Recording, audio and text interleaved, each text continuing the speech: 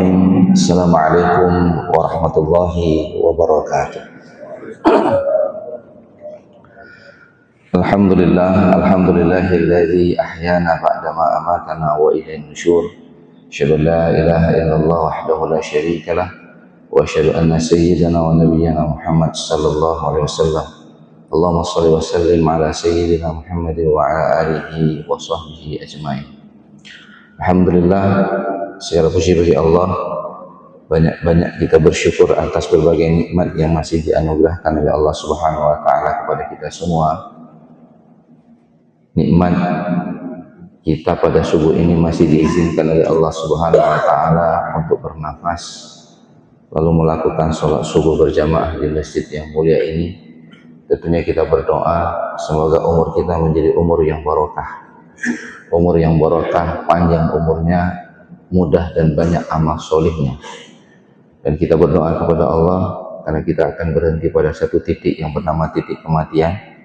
Mudah-mudahan ketika Allah Subhanahu wa taala mengambil nyawa kita, mudah-mudahan kita semua yang hadir di dalam masjid ini, para pendengar radio, meninggal dalam husnul khatimah. Amin ya rabbal alamin. Salawat dan salam kita sajikan ke pangkuan junjungan kita, baginda Nabi besar Muhammad sallallahu alaihi wasallam, Rasul yang menjadi uswah dan qudwah bagi kita semua. Tengku Imum, guru-guru kami, ketua BKN, kaum muslimin sidang jamaah salat subuh yang dimuliakan oleh Allah, para pendengar radio yang juga dimuliakan oleh Allah Subhanahu wa taala. Satu hari Umar bin Khattab melakukan tawaf. Ketika tawaf, ada seorang sahabat yang dia berdoa dengan sangat singkat. Semua putaran tawaf itu doanya hanya satu. Allahumma ja'alni minal qalil. Allahumma ja'alni minal qalil. Allahumma ja'alni minal qalil. Ya Allah, jadikanlah aku dari golongan yang sedikit. Bagi Umar, doa ini asing. Kenapa? Karena semua orang itu ingin berada dalam komunitas yang banyak. Kenapa kemudian dia itu meminta supaya dia menjadi orang-orang yang sedikit? Ditunggu oleh Umar bin Khattab sampai dia selesai tawaf. Kalau biasanya kalau kita mudah-mudahan diizinkan untuk melakukan tawaf di Ka'bah, apakah umroh ataupun haji, itu doanya itu kan banyak biasanya. Ada yang minta kebahagiaan di dunia dan akhirat.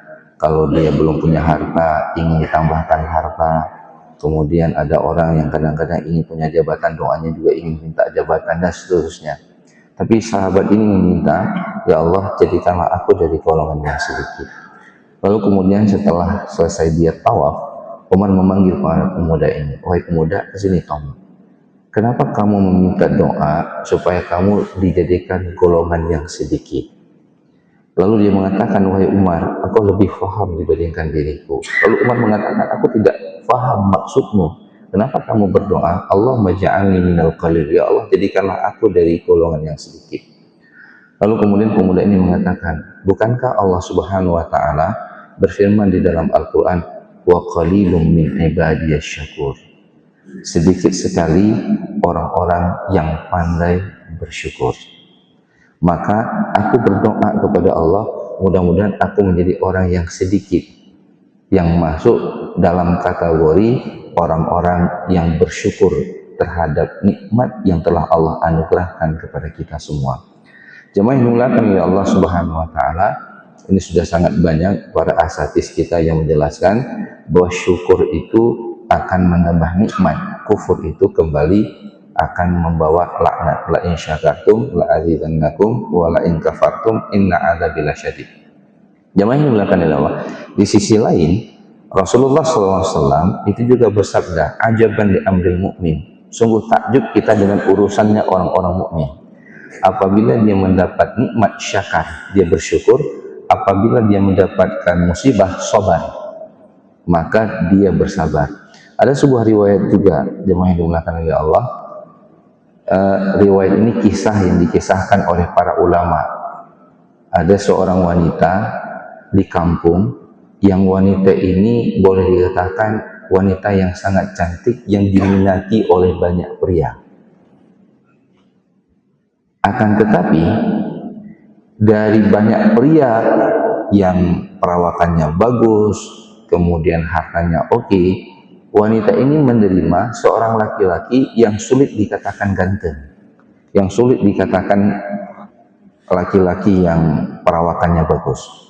Setelah dia menikah, lalu kemudian banyak orang yang kemudian menggosipkan dia. Ini saya baca dalam kisah para ulama. Lalu kemudian apa gosipnya? Kok kamu bisa menikah sama laki-laki itu ya? Apa kamu sudah diguna-guna atau disantet? Karena jauh sekali wanita ini mulia, cantik, dia dari keluarga yang terhormat di kampung tersebut, tapi laki-laki yang menikahnya jauh sekali. Jadi kalau bahasa fikihnya tidak sekufu, tidak sebanding. Lalu kemudian wanita ini memanggil suaminya, ya, menghadapi gosip ataupun hoax yang berkembang di dalam masyarakat. Lalu dia mengatakan begini sama, bang, kita dua-dua masuk ke dalam surga. Dia tanya, abang bahagia nggak nikah sama adik? Maka si suaminya menjawab, abang sangat bahagia. Banyak sekali yang menikah, yang datang melamar kamu, itu orang-orang yang hebat. Tapi kamu kemudian menerima saya dengan segala kekurangannya. Maka abang sangat bersyukur kepada Allah Subhanahu wa Ta'ala. Maka wanita ini mengatakan, karena kesyukuran abang, insya Allah abang masuk ke dalam surga. Lalu kemudian si abang nanya sama adik, kalau adik bersyukur sama abang? Maka si adik ini istrinya menjawab, kalau adik bersabar dapat abang. Karena adik bersabar dapat abang, insya Allah adik juga masuk ke dalam surga. Jadi dua-dua kita masuk ke dalam surga, cuman abang bersyukur, adik bersabar. Nah, jemaah yang dimuliakan oleh Allah, yang menariknya begini, kalau kita membuka Al-Quran, hidup kita itu berada di antara dua, yang itu harus kita kelola. Yang pertama adalah syukur, yang kedua kita sabar. Maka ketika Allah mengatakan di dalam surah Al-Baqarah, وَلَنَبْلُوَنَّكُمْ بِشَيْءٍ مِنَ الْخَوْفِ وَالْجُوعِ وَنَقْصٍ مِنَ الْأَمْوَالِ وَالْأَنْفُسِ وَالثَّمَرَاتِ وَبَشِّرِ الصَّابِرِينَ. Bapak Ibu, guru-guru saya yang saya muliakan, ayat ini menegaskan di dalam Al-Quran itu ada beberapa istilah. Ada namanya musibah, ada namanya bala, ada namanya fitnah, ada namanya azab. Nah, di dalam Al-Quran ketika Allah mengatakan walanabluwannakum, ini adalah ujian, bala yang diberikan oleh Allah Subhanahu wa Ta'ala, dan pasti diberikan kepada semua orang. Semua orang. Jadi tidak ada pilihan. Jadi semua kita yang menyatakan dirinya beriman, maka Allah Subhanahu wa Ta'ala pasti akan menguji kita. Walanabluwannakum, ini pakai dua takkid, lam dan nun tasydid. Walanabluwannakum, sungguh-sungguh kami akan menguji kamu.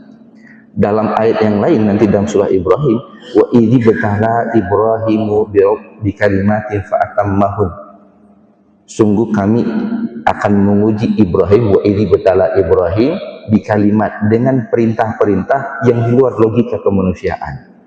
Jadi Ibrahim juga diuji dengan ujian yang itu tidak masuk dalam logika kemanusiaan, mulai daripada sunat, kemudian menyembelih anaknya Ismail, lalu meninggalkan Ismail biwadin ghairi zi zar'in inda baitikal muharram, di sebuah lembah yang nggak punya kehidupan, berarti lembah yang menjanjikan kematian. Itu ujian yang diberikan oleh Nabi Ibrahim untuk mengukur tingkat keimanannya kepada Allah Subhanahu wa Ta'ala.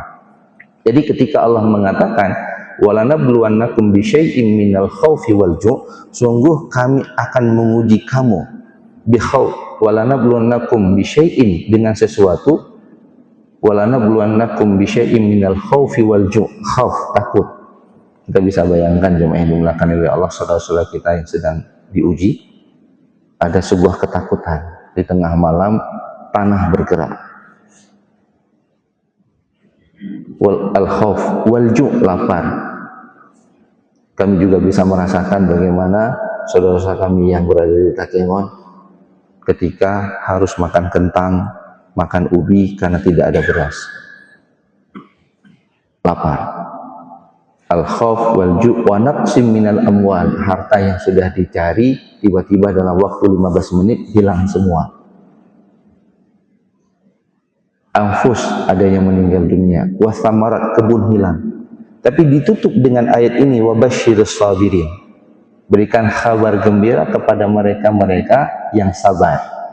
Nah, Bapak Ibu yang dimuliakan oleh Allah Subhanahu wa taala, pada ayat berikutnya Allah katakan alladzina iza asabathum musibah, yaitu bagi mereka yang ditimpakan musibah. Musibah di dalam Al-Qur'an itu bukan hanya sesuatu yang membuat kita sedih, meninggal dunia, hilang harta dan seterusnya. Tapi sesuatu yang menimpa kepada kita yang membuat kita bahagia. Tiba-tiba kita dapat hadiah, tiba-tiba kita dapat gaji, tiba-tiba kita dipromosi jabatan. Itu juga musibah. Maka nanti kita lihat ketika Umar bin Khattab, itu Abu Bakar As-Siddiq diangkat menjadi khalifah, maka ungkapan pertama sekali yang diungkapkan oleh Abu Bakar adalah inna lillahi wa inna ilaihi raji'un. Jadi ada pengakuan yang sangat mendasar atas kekuatan iman bahwa segala sesuatu yang menimpa saya, jadi musibah itu asal katanya asoba, sesuatu yang menimpa. Bahwa sesuatu yang menimpa bukan hanya sesuatu yang sifatnya negatif, tapi juga positif. Negatif maknanya yang membuat kita mengeluarkan air mata, ataupun yang kemudian membuat kita bahagia dan tersenyum, itu menimpa. Maka ketika itu menimpa kita ada sebuah pengakuan yang sangat mendasar, inna lillahi, ini datangnya dari Allah. Maka nanti dalam konsep ekonomi syariah, harta yang Allah berikan kepada kita hari ini itu sifatnya istikhlaf, sesuatu yang diberikan hak kewenangan oleh Allah untuk kita gunakan, tapi harta itu milik Allah. Jadi Allah bisa berikan harta dalam sekejap waktu, Allah juga bisa mengambil harta. Milik siapa? Inna lillah, ini milik Allah, bukan milik kami. Siapakah mereka yang mampu mengungkapkan inna lillah, ini milik Allah? Apakah sesuatu yang sifatnya positif ataupun sesuatu yang sifatnya negatif? Mereka yang mempunyai kekuatan kesabaran.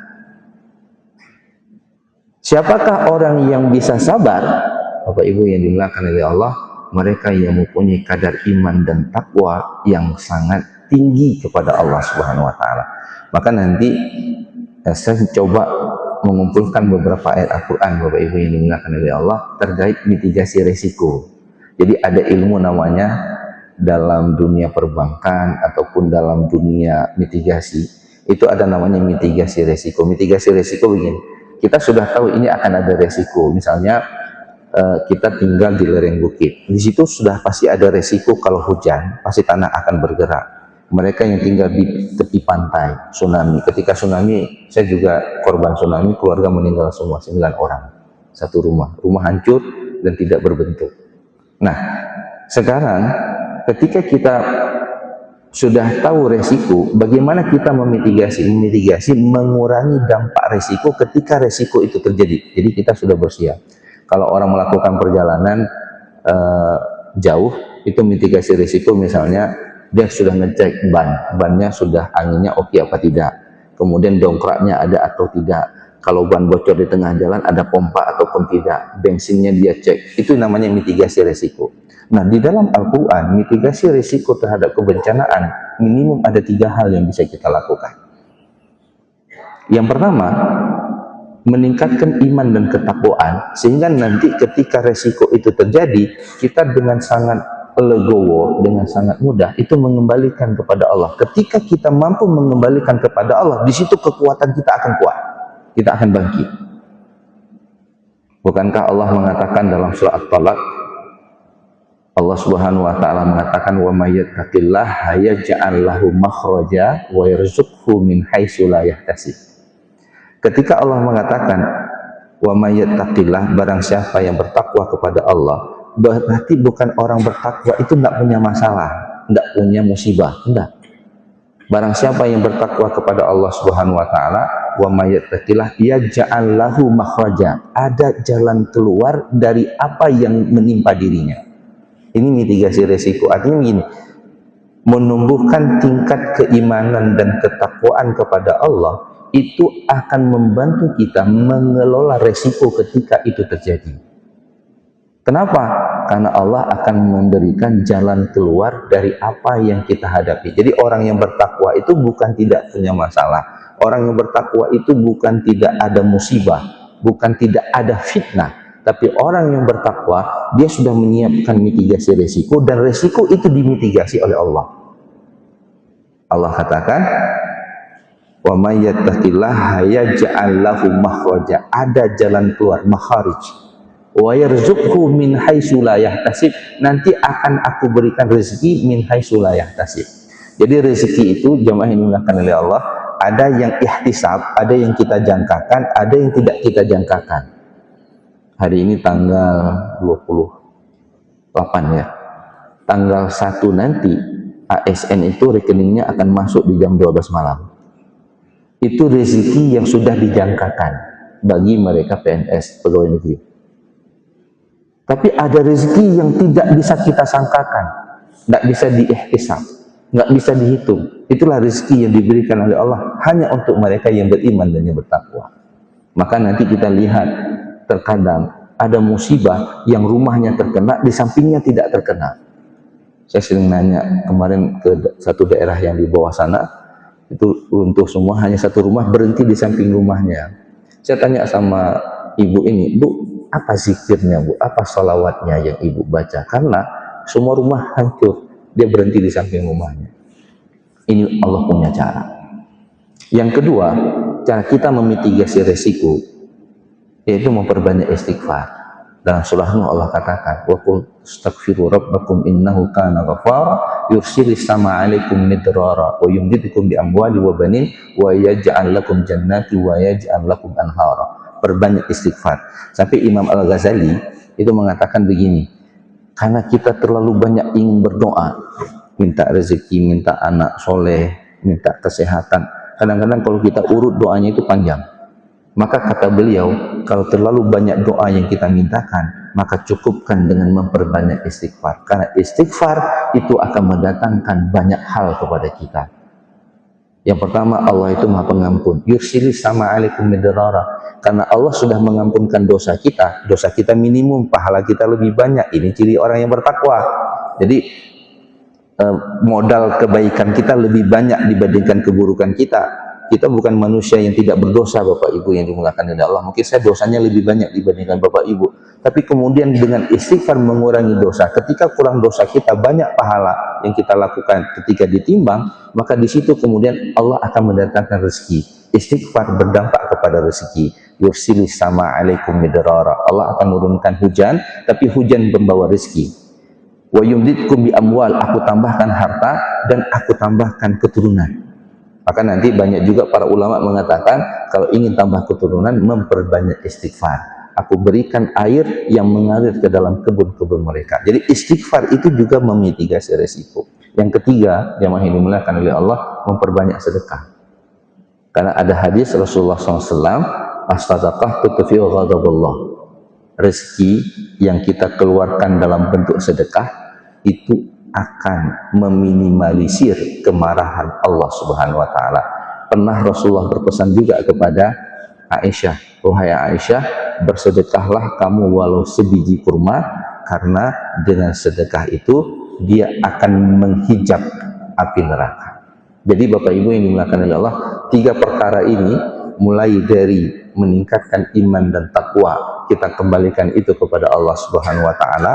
Yang kedua, memperbanyak istighfar, dan yang ketiga, kita memperbanyak sedekah. Itu bahagian daripada memitigasi resiko yang akan terjadi dalam kehidupan kita. Malah dalam satu hadis Rasulullah berpesan bahwa sedekah itu bisa memalingkan takdir yang buruk. Memang di sini nanti ada perdebatan di antara para ulama. Jadi ketika misalnya kita tidak tahu bahwa pada pagi ini mungkin kita akan kecelakaan, ketabrak, tapi subuh ini kita berinfak dan bersedekah, itu akan memalingkan musibah. Maka jemaah yang dimuliakan oleh Allah Subhanahu wa taala, ketika kita mengatakan inna lillah, maka ada pengakuan kita ini kecil, Allah itu besar, Allah itu agung. Harta yang kita punyai, rumah yang kita punyai, jabatan yang kita punyai, kedudukan yang kita punyai, ilmu yang ada pada diri kita, itu milik Allah. Kalau Allah ingin ambil sekejap dia bisa ambil. Ketika Allah ingin beri, Allah juga punya cara untuk memberikan kepada kita. Maka ketika kita mengembalikan ini kepada Allah, maka muncul dua hal. Yang pertama, syukur kalau bertambah, sabar kalau itu hilang. Maka perbanyak amal soleh, perbanyak istighfar, perbanyak sedekah. Mudah-mudahan resiko-resiko yang sangat berat yang nggak bisa kita hadapi dipalingkan oleh Allah Subhanahu wa Ta'ala dari kita dalam kehidupan kita, untuk kita, keturunan kita, dan keluarga yang kita cintai, serta masyarakat yang hidup bersama kita. Jemaah yang dimuliakan oleh Allah, mungkin hanya ini yang bisa saya sampaikan pada subuh ini. Kebetulan saya dengan rombongan datang ke sini ketika mendengar jalan sudah terbuka untuk mengunjungi saudara-saudara kita di sini, menyalurkan bantuan. Kemarin sebelumnya UIN Arani juga menyalurkan bantuan ke Tamiang, dan setelah dari Tamiang saya dapat informasi, maka hari ini kami datang ke sini karena Pak Rektor YN juga WA saya kemarin beberapa waktu yang lalu ketika menginformasikan apa yang sedang terjadi di sini, kebutuhan beras dan lain-lain, dan kita juga mengirim. Alhamdulillah hari ini kami bisa menyapa dan hadir saling berdoa. Mudah-mudahan ketika Allah mengambil nyawa kita, kita pasti akan kembali kepada Allah, menutup lembaran kehidupan. Mudah-mudahan kita semuanya meninggal dalam husnul khatimah. Hadanallahu wa iyyakum ajmain. Wallahu muwaffiq ila aqwamit thariq. Assalamualaikum warahmatullahi wabarakatuh.